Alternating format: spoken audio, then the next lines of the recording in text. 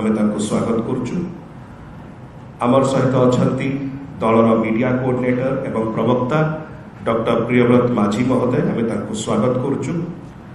एवं विशेष करी ए मिश्रण पर्वर जे मुख्य आकर्षण जे भद्रक जिल्लार जड़े विशिष्ट नेत्री, समाजसेवी एवं महिला शक्तिकरण जड़े उत्कृष्ट उदाहरण सी होचंती श्रीमती हरप्रिया साहू महोदया।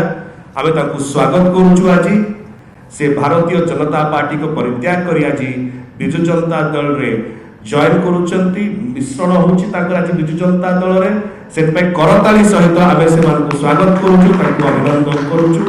ताकर सहित ताकर समर्थक जो माने आछंती ताको मध्ये आमे स्वागत करुचु। दीपद हरप्रिया भौणीक विषय रे श्रीमती हरप्रिया साहू से भारतीय जनता पार्टीर भद्रक जिल्लार महिला मोर्चार सभानेत्री थिले 2018 रु नहीं 2024 पर्यंत। एवं से जड़े उच्च शिक्षिता महिला, से बीटेक करिसंती, इंजीनियरिंग करिसंती, सिविल इंजीनियरिंग रे Biju Patnaik university of management and technology रु।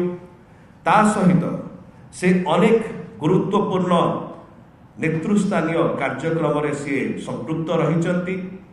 भारतीय जनता पार्टी आगधाड़ीर नेत्री भाव में एवं विशेष करी भद्रक जिल्लार भारतीय जनता पार्टीर महिला मोर्चार सभानेत्री भाव में से जो प्रकार भाव में नारी सशक्तिकरण को आगे थिले, निश्चय आज विजु जनता दल रे तांकर मिश्रण सहित विजु जनता दल संगठन भद्रक जिल्ला रे मजबूत आउरी हबो।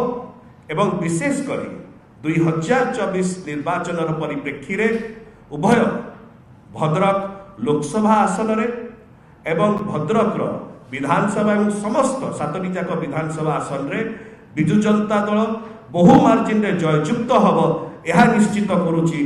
ताकर एई प्रकार मिश्रण एवं जो प्रकार भाव में भद्रक जिल्लारू आसी अनेक नेतृमंडली जॉइन करिसंती, भद्रक जिल्ला आमर आउरी मजबूत होईची।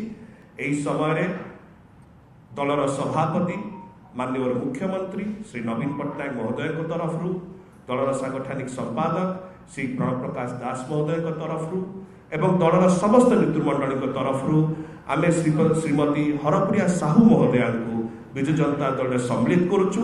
दलीय उत्तरीय दे आमे तांको स्वागत करिबु।